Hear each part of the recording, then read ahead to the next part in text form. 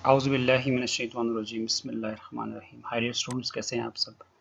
मैं एक्सपेक्ट करता हूँ कि आप सब ठीक ठाक होंगे। ये कुछ क्वेश्चन जो थे वो कल तो मैं वीडियो नहीं बना सका। कल मेरे पास काफ़ी क्वेश्चंस आए थे, तो इम्पोर्टेंट क्वेश्चंस भी थे। जो रिपीटेड क्वेश्चन थे उनको हमने स्किप किया है, और जो इम्पोर्टेंट क्वेश्चन थे हम उस पर जो है वो आज क्या करेंगे, थोड़ी सी डिस्कशन कर लेते हैं, ठीक है।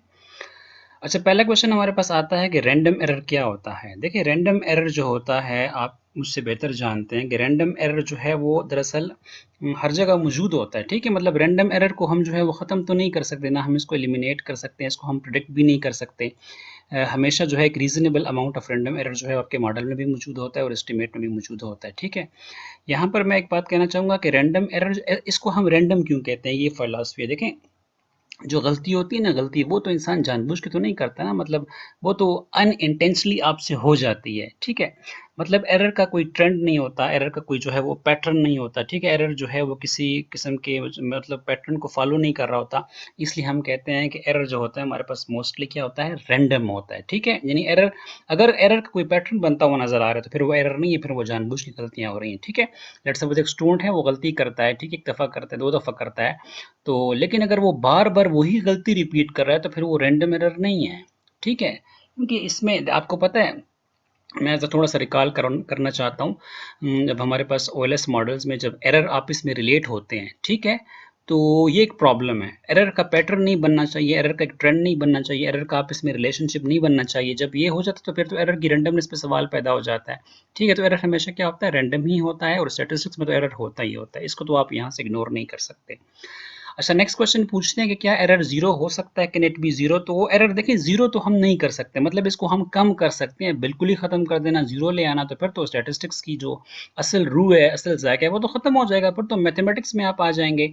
तो हम इसको बिल्कुल ज़ीरो तो नहीं कर सकते, बिल्कुल ख़त्म तो नहीं कर सकते, लेकिन हम सैंपल साइज़ को इंक्रीज़ करके, ठीक है, मतलब इसको कम कर सकते हैं, ठीक है। अक्सर मॉडल में ऐसा ही होता है ना, कि हमारे पास जब स्टैंडर्ड एरर कम आ जाता है तो हम कहते हैं कि हमारा मॉडल रिलायबल है। वो ज़ीरो तो नहीं आ सकता ना, स्टैटिस्टिक्स में कभी ये ज़ीरो नहीं आ सकता, ठीक है। अच्छा, रैंडम वर्सेस सिस्टमैटिक एरर। देखें, रैंडम के अलावा जो एरर होते हैं वो सारे ही सारे सिस्टमैटिक एरर, जिसको उसको उसको हम जो है वो नॉन रैंडम एरर भी कहते हैं। उसमें नॉन सैंपलिंग एरर भी आते हैं, उसमें बायस भी आ जाता है, उसमें कम्युलेटिव एरर भी आ जाता है। तो एक एरर होता है रैंडम। इसके अलावा जो होते हैं सिस्टमैटिक एरर होते हैं या नॉन सैंपलिंग एरर होते हैं, ये दरअसल नॉन सैंपलिंग एरर हैं। मतलब आपके पास अच्छी सैंपलिंग, आपने सैंपलिंग, आप सैंपलिंग कर रहे हैं, ठीक है। आपके पास जो डेटा कलेक्टर हैं, जो टीम है, वो इतनी ट्रेन नहीं है, ठीक है। मतलब आपने अच्छे इंस्ट्रूमेंट जो है वो इस्तेमाल नहीं किए, तो मतलब इसको हम ह्यूमन एरर भी कहते हैं। जो सिस्टम में आ रहा होता है उसको हम सिस्टमेटिक एरर जो है वो कहते हैं, ठीक है। यानी रैंडम एरर जो है वो आपकी प्रिसीजन को अफेक्ट करता है, जबकि सिस्टमेटिक एरर जो है वो आपकी एक्यूरेसी को अफेक्ट कर रहा होता है। ये बात आपने याद रखनी है। और रैंडम एरर को हम प्रिडिक्ट नहीं कर सकते, बल्कि सिस्टमेटिक एरर को हम प्रिडिक्ट कर सकते हैं। इसको हम रिड्यूस भी करते हैं, ठीक है। इसको हम रिड्यूस करने की कोशिश भी जो है वो करते रहते हैं। अच्छा, एक और बात यहाँ पे मैं कहना चाह रहा था, अभी मेरे ज़हन में तो नहीं आ रहा। चलें आगे, खैर बता देते हैं। अच्छा, difference between Z and T. देखें, ये बड़ा कॉमन क्वेश्चन है। एक तो इसमें मतलब ये आता है कि मैं कहना चाहता हूँ, ज़ी जो है हमारे पास ये पॉपुलेशन डिस्ट्रीब्यूशन भी है और सैंपलिंग डिस्ट्रीब्यूशन भी है, जबकि टी जो है ये हमारे पास सैंपलिंग डिस्ट्रीब्यूशन है, ठीक है। मतलब जेड में पॉपुलेशन की कैरेक्टरिस्टिक्स मोस्टली इन्वॉल्व होते हैं, that's why I am saying it is population distributions, ठीक है। मतलब इसमें सैंपल साइज भी लार्ज होता है, इसमें पॉपुलेशन वेरिएंसेस भी है, नाउन होता है। जबकि टी जो है इसमें दोनों चीज़ें जो है नहीं मिलती है आपको। इसका वेरिएंस जो है वो भी अननाउन होता है, सैंपल साइज भी छोटा होता है, इसलिए इसको हम स्मॉल सैंपल जो है वो टेस्ट जो है वो कह सकते हैं। एक और इसमें फ़र्क ये है कि जो जो जी है ना, वो जो टी जो है दरअसल ये जी और काई स्क्वायर की रेशो है, ठीक है। यानी टी डिस्ट्रीब्यूशन हम डिफाइन करते हैं कि T is the ratio of standard normal variate in the square root of chi square divided by its degrees of freedom. तो ये भी इसमें फ़र्क है कि दरअसल जो है ये जो टी डिस्ट्रीब्यूशन है ये दरअसल किससे मिलके बनता है, जी और काई के मतलब मिलाप से जो है ये डिस्ट्रीब्यूशन जो है वजूद में आती है। बाकी और फ़र्क भी हैं कि इसमें डिग्रीज ऑफ फ्रीडम इस्तेमाल नहीं होता, टी में डिग्रीज ऑफ फ्रीडम इस्तेमाल होता है। क्यों होता है मैं आपको पहले भी डिफाइन कर चुका हूँ। अच्छा, हाउ टू रिमूव बाइस। देखिए वही बात आ गई, सिस्टमैटिक एरर हो गया, नॉन सैम्पलिंग एरर हो गया, ठीक है। मतलब इसको हम कैसे रिमूव कर सकते हैं, तो इसके पास हमारे मुख्तलिफ मेथड्स हैं कि बायस दरअसल, अच्छा बायस की अगर डिफिनीशन देखें तो non sampling error arise the bias, non sampling error की वजह से बायस आती है, जिसको हम ह्यूमन एरर भी कहते हैं, ठीक है। मतलब कोडिंग एरर हमसे हो जाता है, हमारे पास जो है वो इंस्ट्रूमेंट्स ठीक नहीं है, हमारी टीम जो है वो ट्रेन नहीं है, तो इस चीज़ों को हम कंट्रोल करके हम क्या कर सकते हैं, बायस को जो है वो कम किया जा सकता है। अच्छा, आजकल जो हमारे पास साइंटिफिक मेथड्स हैं एडवांस सैम्पलिंग में, वो हमारे पास जो है वो उसको हम जैकनाइफिंग टेक्निक इस्तेमाल कर सकते हैं बायस को रिमूव करने के लिए, हम यहाँ पे बूटस्ट्रैपिंग कर सकते हैं। तो ये दरअसल साइंटिफिक वर्जन्स हैं जिसको इस्तेमाल करके आप जो है वो रिड्यूस कर सकते हैं किसको, अमाउंट ऑफ बायस को, ठीक है।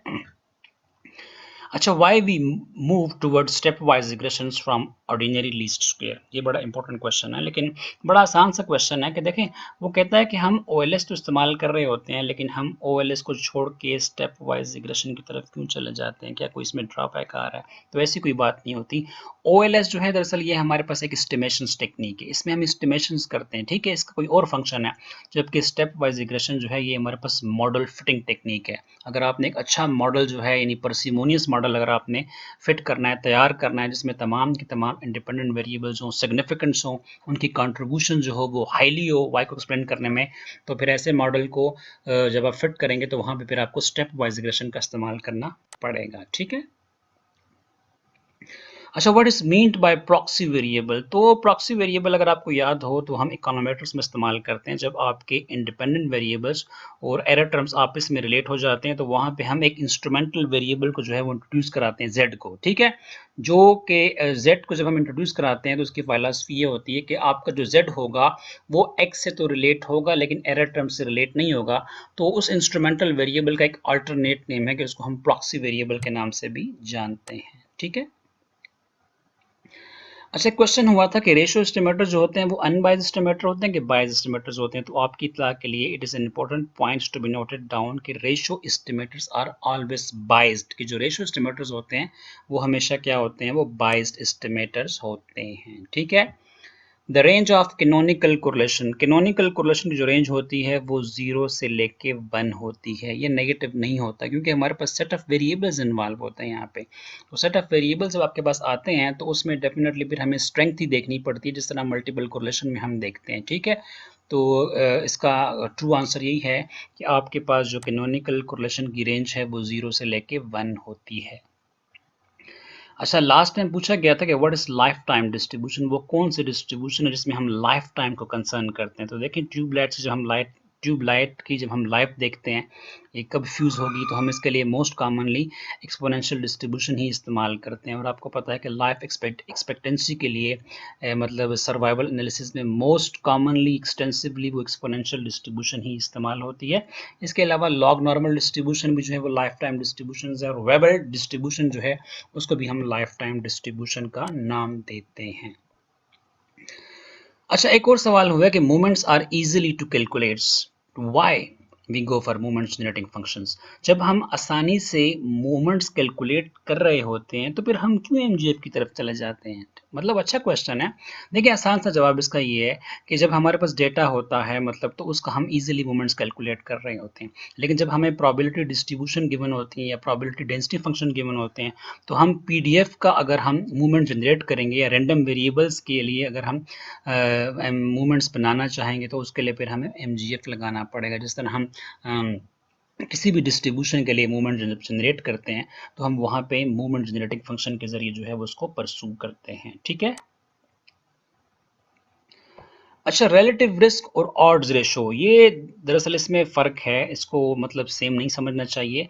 थोड़ी सी ज़रा मैं इसकी हल्की फुल्की डिफिनेशंस कर दूं कि जो रिलेटिव रिस्क होता है ना, इसमें रेशो होती है दो प्रोबेबिलिटीज़ की, मतलब ऊपर भी प्रोबेबिलिटीज़ होती है, नीचे भी प्रोबेबिलिटीज़ होती है, ठीक है। जबकि ऑड्स रेशो किसकी रेशो होती है, वो टू डिफरेंट ऑड्स की रेशो होती है। अब रिलेटिव रिस्क का थोड़ा सा मैं अगर थोड़ा सा कंसेप्ट लेता जाऊँ, लेट सपोज कि हमारे पास एक होता है ट्रीटमेंट ग्रुप, जिसको हम ट्रीटमेंट प्रोवाइड करते हैं, एक हमारे पास वो ग्रुप होता है जिसको हम प्लेसिबो ग्रुप कहते हैं, जिसको हम कंट्रोल कंट्रोल ग्रुप कहते हैं, उसको हम ट्रीटमेंट प्रोवाइड नहीं करते, ठीक है। तो जब मतलब रिलेटिव रिस्क में आपके पास जो न्यूमरेटर में ऊपर आता है वो ट्रीटमेंट ग्रुप की क्या होती है, प्रोबेबिलिटी होती है। मतलब हम जिसको ट्रीटमेंट दे रहे हैं उसमें किसी भी इवेंट, सपोज अगर किडनी का प्रॉब्लम हम देखना चाह रहे हैं तो ट्रीटमेंट दे के जो किडनी के पेशेंट्स हैं, ठीक है, तो उसकी हम रेशो, उसकी हम प्रोबेबिलिटी देखेंगे, यानी वही बात जिस हम प्रोबेबिलिटी निकालते हैं, यानी favourable cases divide by possible cases, और इसके डिनोमिनेटर में यानी बटा के नीचे जो है कंट्रोल ग्रुप की क्या आएगी, प्रोबेबिलिटी आ जाएगी, ठीक है। ऑड रेशो का मैं कई दफ़ा बता चुका हूँ मैं अपनी।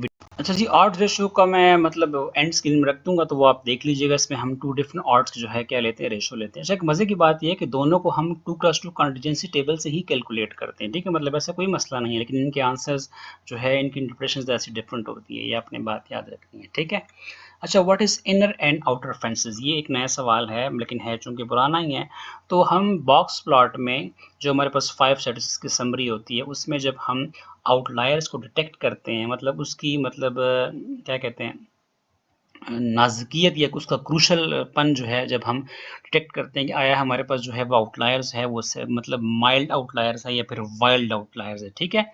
तो इसके लिए हम इनर फेंसेस इस्तेमाल करते हैं और आउटर फेंसेस इस्तेमाल करते हैं। अगर आपके पास जो पॉइंट आ रहा है अगर वो इनर फेंसेस के बियॉन्ड आ रहा है तो उसका मतलब है कि आउटलायर्स तो है लेकिन वो मामूली सा आउटलायर है, माइल्ड आउटलायर्स है, कोई इससे मसला नहीं है, इतना प्रॉब्लम्स क्रिएट नहीं करेगा।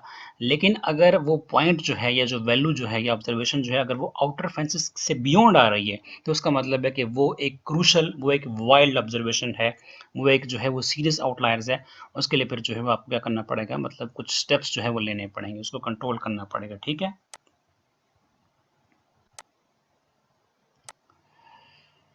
अच्छा जी, रेंज ऑफ ऑटो कोरिलेशन। तो रेंज ऑफ ऑटो कोरिलेशन जो होती है वो -1 से लेके +1 होती है, जिस तरह हमारे पास कोएफिशिएंट ऑफ कोरिलेशन की रेंज होती है, ठीक है। अच्छा हाँ, इसके लिए हम एक टेस्ट यूज़ करते हैं, range of Durbin Watson test. Durbin Watson की जो रेंज होती है वो 0 से लेके क्या होती है, 4 तक होती है, ठीक है। यानी ये इसके मतलब बाउंड्स हैं, ठीक है।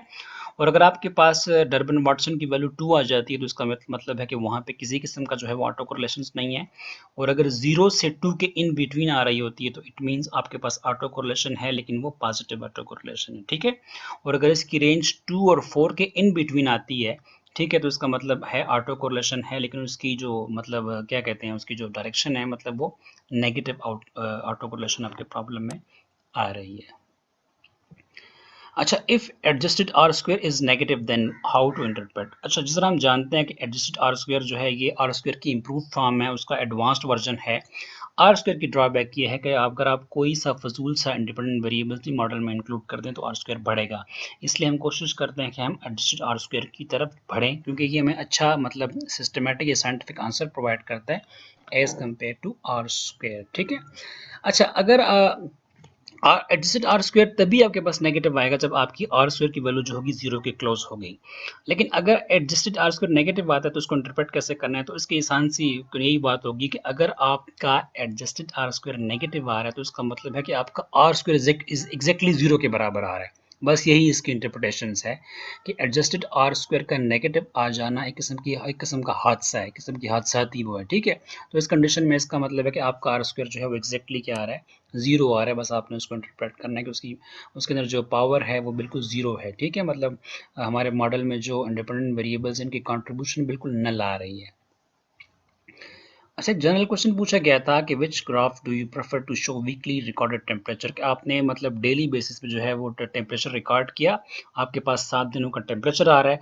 अगर हमने इसको मतलब ग्राफिकली या पिक्चर फॉर्म में देखना है तो आप यहाँ पे कौन सा ग्राफ जो है वो प्रेफर करेंगे। बीइंग अ स्टैटिस्टिशियन तो हम जानते हैं जैसे कि जो टाइम सीरीज का डेटा होता है, जो टाइमली रिलेटेड होता है, उसको अगर हमने शो करना है तो उसके लिए हम हिस्टोग्राम का जो है वो इस्तेमाल करते हैं। This is very simple question if you are conceptually strong here. The last question is, a manager wants to know about the sale of soft drinks, 7 up है, पेप्सी, कोका कोला, मतलब ये 3-4 किस्म के सॉफ्ट ड्रिंक्स हैं। तो manager जो है वो इसमें इंटरेस्टेड है, वो देखना चाहता है सेल के लिहाज से कि किसकी सेल जो है वो ज़्यादा है, ट्रेंड देखना चाहता है। तो विच डायग्राम यू शुड प्रेफर, तो आप बीइंग अ स्टैटिस्टिशियन कौन से ग्राफ या डायग्राम की उसको जो है वो क्या देंगे, तरगीब देंगे। तो यहाँ पे जो हमारे पास सिंपल बार चार्ट है, सिंपल बार चार्ट के ज़रिए जो है वो आप देख सकते हैं कि आया इन तीनों में से जो है वो कौन सा सॉफ्ट ड्रिंक जो है वो क्या आ रहा है, मतलब जो है उसकी सेल जो है वो ज़्यादा आ रही है। So that's enough. तो ये आज की वीडियो, मुझे उम्मीद है कि आपको पसंद आई होगी। कोई मसला हो तो आप मुझे बता सकते हैं। काइंडली वीडियोज़ को लाइक ज़रूर किया करें, ठीक है? क्योंकि हम इतनी मेहनत से बनाते हैं। अपनी दुआओं में याद रखिएगा। अस्सलामु अलैकुम।